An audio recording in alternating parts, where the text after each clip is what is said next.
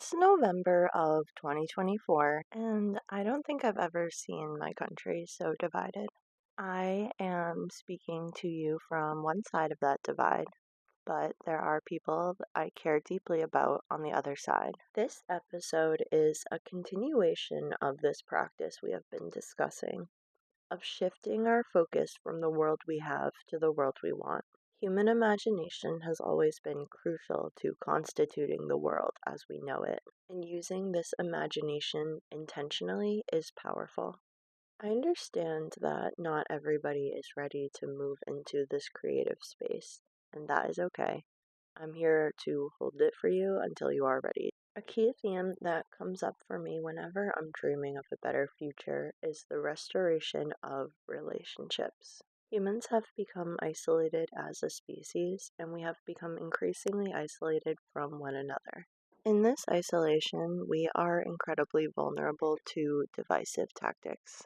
As Brenda Salgado credits her grandmother as saying, "You only need 100 hammers for 100 people if everyone is isolated and afraid." Isolated and afraid, we can be fed shockingly different narratives. So, how do we reach one another again? How do we reconnect with one another, especially in this time when everything is so heightened? I work as a licensed therapist, and I am hearing about relationships ending and holiday traditions that aren't happening this year. And something that comes to my mind is this talk that Sherry Mitchell gave at the Riversing Falls Sanctuary about the importance of opening that space to the other so they can lean in. Sherry talks about the importance of finding these interest convergence points with people who seem diametrically opposed to you, and I have that talk linked below. I find this so relevant to the problem of our times.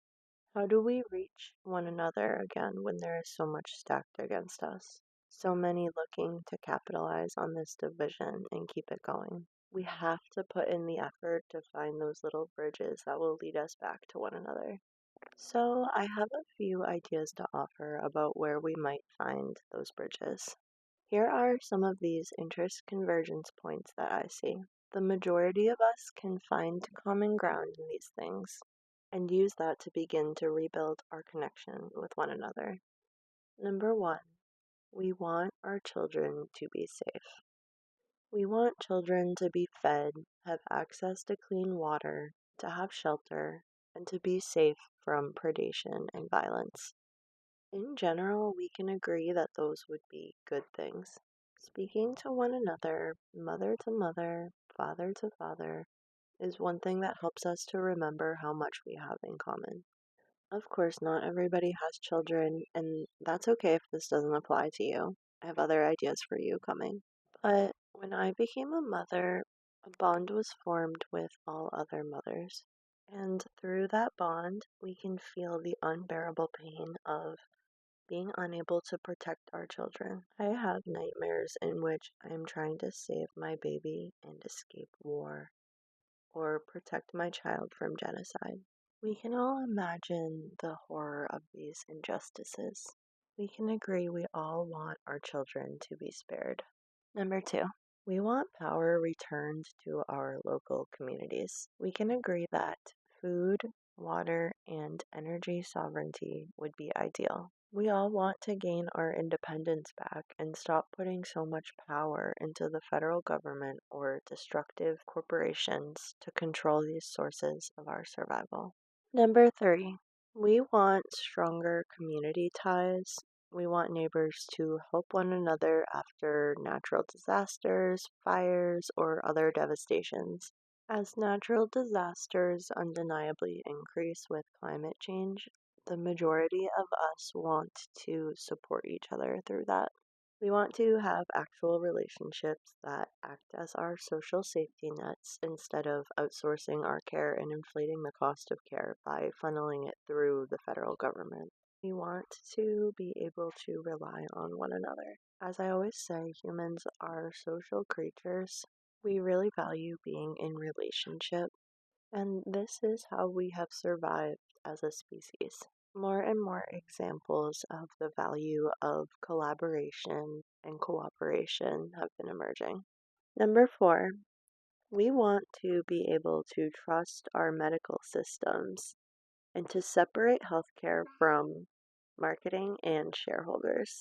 The uncertainty around influences in our healthcare systems is distressing to anyone not actively benefiting from insurance or pharmaceutical involvement. It's embarrassing that people from other countries come to the United States and are surprised to see us advertising medications because it seems obvious that medical recommendations should be the result of sound science and efficacy, not who has the most advertising dollars and partnership benefits. Number 5, we want to stop wasting so much money on war. The military and defense budget has grown consistently.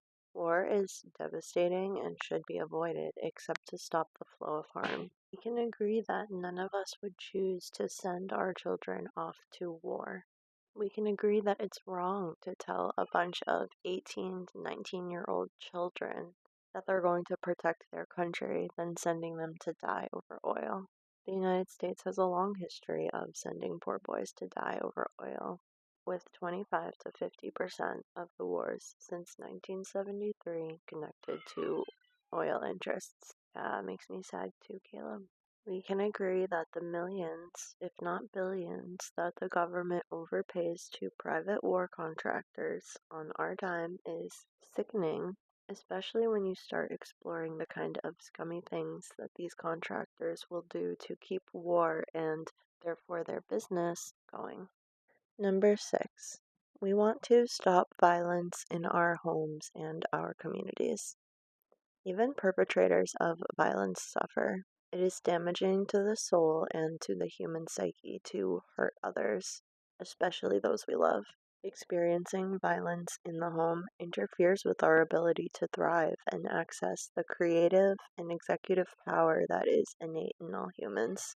Allowing abuse in our communities is dangerous, and we are all hurt by accepting it. It allows damaging energetic patterns to continue and robs us of the beauty of a fully integrated community where everybody's gifts can be appreciated. Number 7, we want more peace, love, and happiness. Sounds cheesy, but it's true. And we can see the benefits of a society in which all members are given that space to experience and express their full humanity. We can see that we have gifts to offer one another. Most people can agree that if you take violence, domination, hierarchy out of the equation, meeting someone different from you or someone from a group that you are not a part of is an exciting learning experience. We know that sometimes the whole is more than the sum of its parts. In any ecosystem, organisms playing different roles is crucial to the health of the overall system. We want to live alongside others and integrate different ways of being so we can enhance everyone's lives. Let me know what you think, if you agree with me, or if there's something on this list that you don't actually agree with. If you have any other ideas of interest convergence points, I'd love to hear those too. Thanks for listening, and I'll meet you here next time on Reimagining Ourselves.